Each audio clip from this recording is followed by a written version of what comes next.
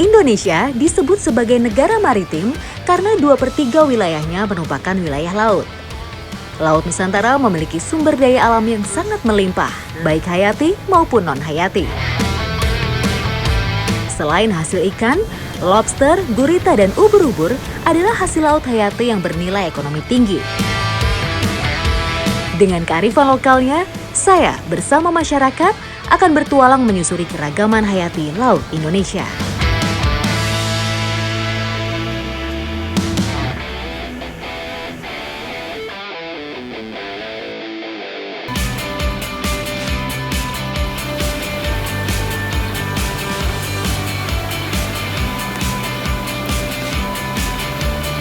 Sebagai negara bahari, Indonesia memiliki kekayaan laut yang melimpah.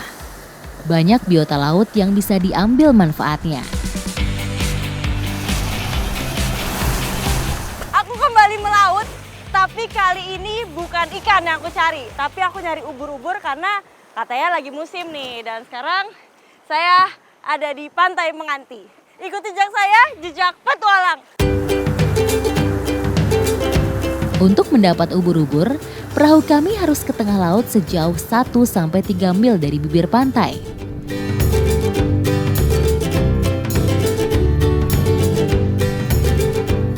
Jadi panjang jaringnya ini sekitar 50 meter dengan lebarnya itu 5 meter. Dan yang dicari tuh ya di air yang seperti ini, yang dalam dan gak banyak karangnya Pak. Ya pokoknya cari di tempat yang dalam dan berlumpur.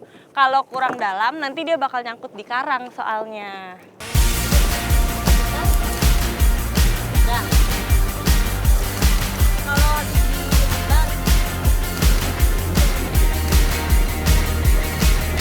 Jadi untuk nangkap ubur-ubur ternyata nggak butuh waktu lama. Jadi habis ditebar 5 menit aja udah cukup ya Pak. Langsung kita tarik, nggak ada nunggu-nunggu. Kalau kelamaan kan masih lepas. Oh kalau kelamaan malah si ubur-uburnya lepas lagi.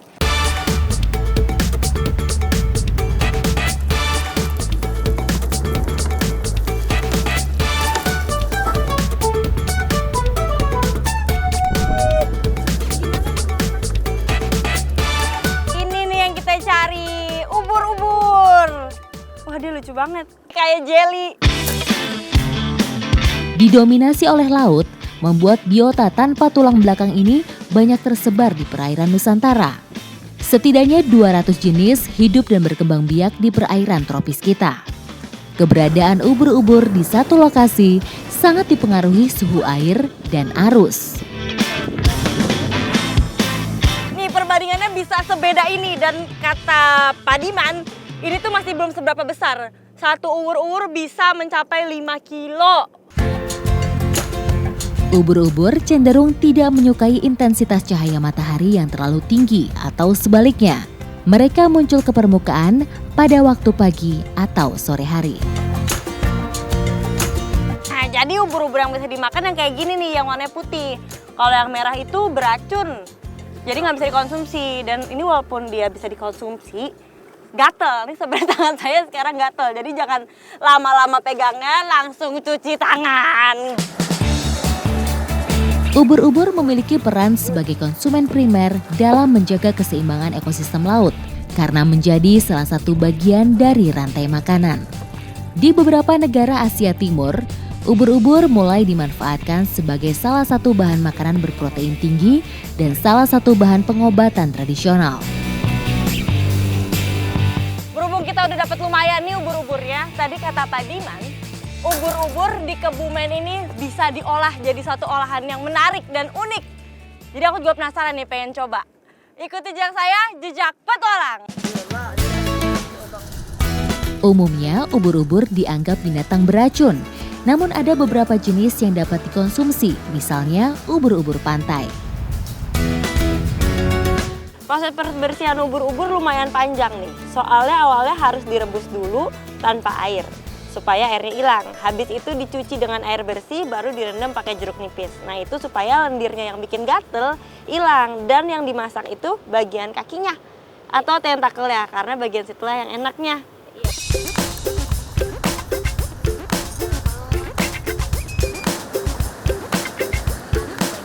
Jadi yang paling utama di bumbu ini ada daun serai salam, sama daun jeruk. Nah ini fungsinya untuk ngilangin bau amisnya si ubur-ubur. Dan pastinya bikin wangi juga. Ubur-ubur sangat rendah kalori dan hanya mengandung sedikit karbohidrat. Ini akan menjadi pilihan sempurna untuk makanan penurun berat badan. Selain itu, ubur-ubur adalah sumber protein yang sangat baik untuk membantu menjaga kinerja otot selama diet. Wah ini dari aromanya aja udah wangi nih. Ini baunya sih mirip-mirip sama wanginya sate daging. Mirip sih kalau dari wanginya, tapi kalau rasanya kita belum tahu nih.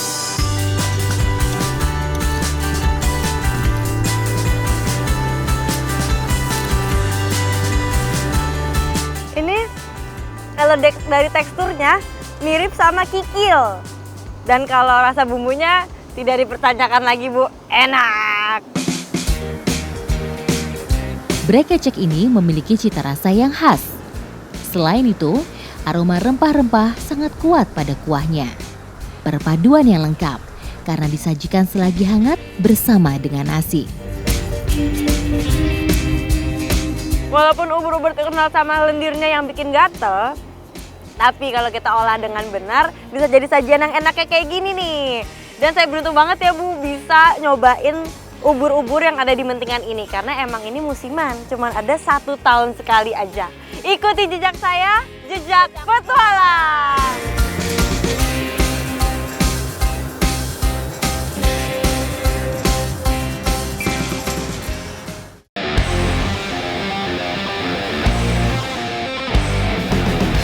Air laut yang surut biasa dimanfaatkan oleh masyarakat Gunung Kidul untuk mencari gurita.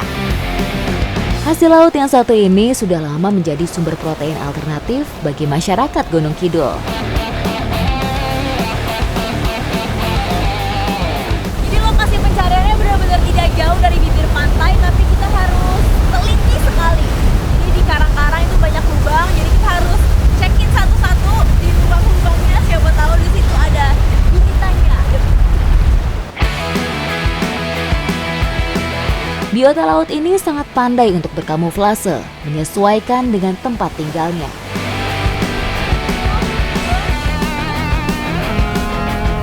Ini dia, guritanya besar juga ya, ukurannya besar ya Pak.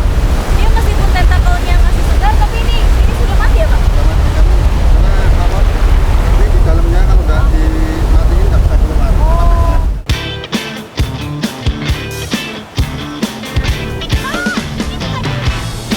Selain berkamuflase, untuk mempertahankan diri ketika diganggu, gurita akan terus-menerus mengeluarkan tintanya. Gurita lagi, lumayan besar juga. Saya menusuknya di tempat yang tepat, jadi dia langsung mati. Nah, kalau nanti kalian nangkap gurita dalam keadaan yang masih hidup, hati-hati banget sama bagian ini, bagian giginya, karena kalau digigit pegal, badan jadi panas, berbahaya.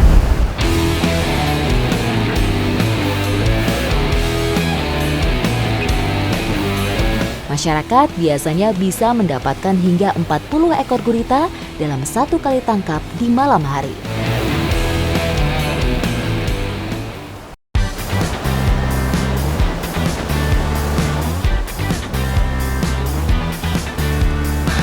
Sekarang saatnya kita mengolah guritanya. Sederhana aja ya Pak, yang penting rasanya enak. Jadi kita akan bakar dulu guritanya sambil saya bikin bumbu. Ikuti jejak saya, jejak petualang.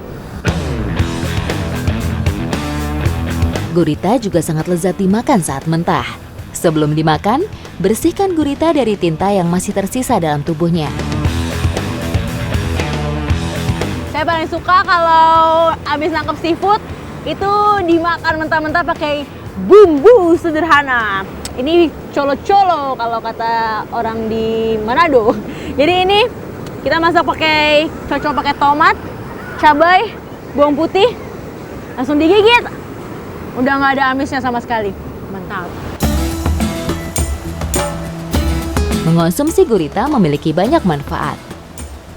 Gurita mengandung zat besi yang baik untuk perkembangan tubuh dan juga mencegah anemia. Untuk yang ingin menjaga berat badan, mengonsumsi gurita juga sangat dianjurkan Kandungan lemak dan kalori pada dagingnya termasuk rendah.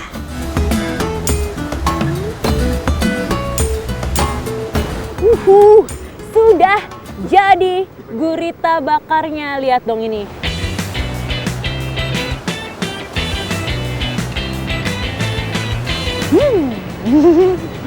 Dari ekspresi muka saya udah kelihatan kan ya rasanya kayak apa. Aduh, rasanya ini bener-bener enak banget. Manis padahal nggak pakai bumbu apa-apa ya Pak. Saya makan satu ginian kayaknya bisa deh. Ikuti jejak saya, jejak petualang.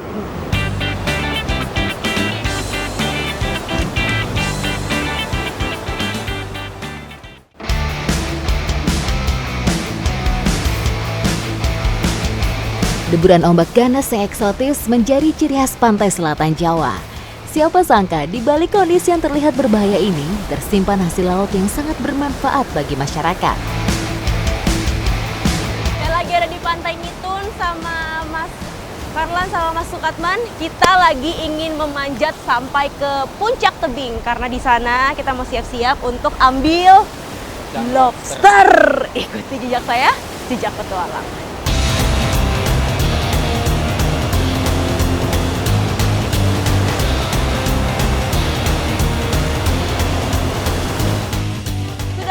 Di lokasi kita akan melempar ini umpan lobsternya.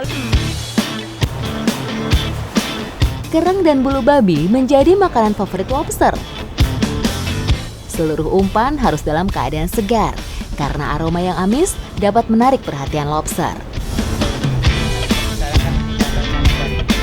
Nah ini alat tangkapnya, disebutnya apa Mas? Rendet. Rendet. Jadi dia bulat dari besi. Terus bagian jaring, bagian depan sama bagian belakangnya dikasih jaring. Jaringnya cukup tipis-tipis aja supaya lobster nggak bisa lihat. Terus tengah-tengahnya kita kasih sate kerang. Terus ini warna-warni biar lobsternya hop menarik. Nggak bisa keluar. Dalam satu kali memancing, masyarakat membawa 2-4 rendet. Tidak terlalu banyak memang, karena lokasi mancing memang cukup sempit. Setelah jaring siap, batu diikatkan pada ujung jaring agar rendet bisa tenggelam langsung ke lokasi lobster. Jadi dari tempat saya berdiri sampai ke air itu kurang lebih tingginya 60 sampai 70 meter. Jadi kita harus lemparnya pakai bambu, lempar sekeras-kerasnya biar dia sampai ke bawah dan gak nyangkut ke karang. Ikuti jejak saya, jejak petualang. Lempar Mas! Kunci kesuksesan memancing dengan cara ini adalah kekuatan tangan saat melempar umpan. Semakin jauh lemparan, rendet akan jatuh di lokasi yang diinginkan. Kita punya 3 rendet, jadi masing-masing orang mendapatkan kesempatan untuk lempar sekali-sekali. Ini rendet terakhir, kita lihat sejauh apa bisa dilempar. Melempar rendet tidak selalu berhasil pada percobaan pertama. Seringkali rendet tersangkut di karang. Jika ini terjadi, para pemancing harus mengulang proses melempar dari awal. Terkadang saat ditarik kembali, jaring di rendet juga terputus. Untuk itulah, segala pergerakan harus dilakukan dengan hati-hati. Ternyata untuk melempar umpan lobster pertama seperti tadi yang diajarin Pak Farlan, kita lempar sekuat tenaga. Yang kedua kita kaitin ya Pak? Kita kaitin sama tampar yang satunya, jadi nggak usah lempar, kita tinggal nurunin alatnya ini. Untuk membuat seling, tali yang digunakan harus berukuran tebal. Jika kondisi ombak sedang bersahabat, seling tradisional ini dapat bertahan hingga 1 minggu. Jika sedang tinggi, seringkali seling terputus di hari kedua. Sudah ada satu tadi yang kita turunin. Nah ini harus ditunggu 1 hari 1 malam sampai umpannya dimakan sama lobster. Kita kalau mau ambil berarti di lokasi yang satu lagi. Ada lokasi yang satu lagi yang kalau surut hasil lobsternya bisa kita ambil. Jadi kita menuju ke sana ya Pak ya. Oke. Ikuti jejak saya, jejak petualang. Tak jarang ada masyarakat yang berani mengambil resiko dengan meletakkan rendet di posisi tengah. Saat harus memeriksa hasil, mereka akan berlari di atas karang. Saat ombak yang datang kecil, kami langsung mengambil rendet yang sudah diletakkan malam sebelumnya. Untunglah kami mendapatkan hasil. Wih, mantap. Gede lobsternya. Namanya apa, Pak? Lobster batu. Lobster batu. Iya, iya. Lobster batu. Ini kurang lebih ukurannya 300 gram ya? Iya, 300 kurang lebih 3 ons karena memang yang boleh diambil ukurannya lebih dari 250 gram. Iya. Seandainya ini kurang dari 250 gram, harus dibalikin lagi. Lobster batu atau spiny lobster adalah yang paling sering didapatkan oleh masyarakat. Panulirus peniculatus memang tinggal di perairan karang yang tidak jauh dari pantai. Krustasea ini biasanya hidup di pantai berkarang hingga kedalaman 100 meter. Oke Pak, boleh? Ya, udah, boleh nggak apa-apa.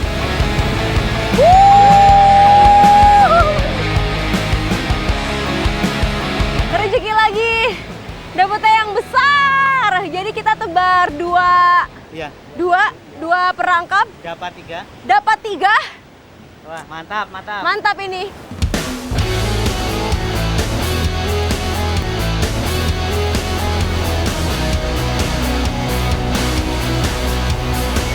Saat yang paling ditunggu-tunggu kalau habis tangkap lobster, makan lobster. Tapi karena kita di pinggir pantai, nggak usah susah-susah lah ya Pak masaknya. Iya. Cukup kita rebus, tapi rebusnya spesial. Iya. Pakai air kelapa. Rasa dagingnya yang manis membuat lobster disukai berbagai kalangan. Kandungan protein yang tinggi membantu tubuh untuk membentuk sel baru.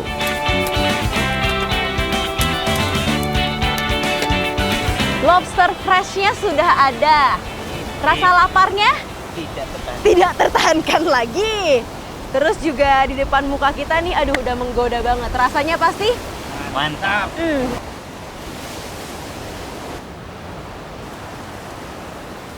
Nih, aduh dagingnya tebel banget ya Pak. Ya. Tuh, rasanya manis semanis-manisnya. Daging lobster memang kalau fresh dia sudah manis. Tadi kita rebusnya pakai air kelapa, jadi makin manis lagi. Mantap. Capek-capek kita jalan terbayar ya Pak. Iya. Sedapnya luar biasa.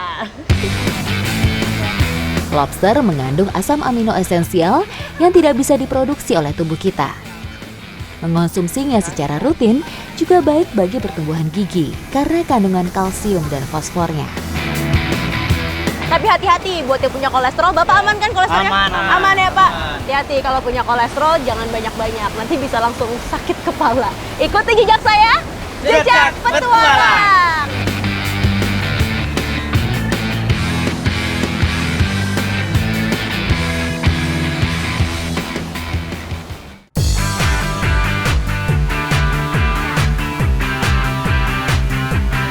Besok di jam yang sama, jam 2 siang, waktunya bertualang.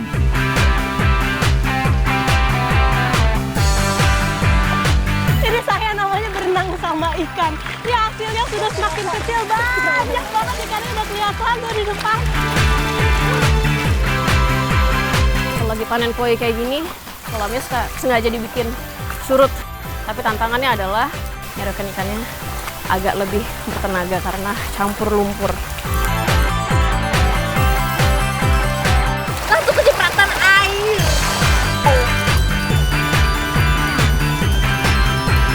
Ikan-ikan yang bersih ini akan disalai. Banyak banget kan nih ikannya, sudah bertumpuk-tumpuk.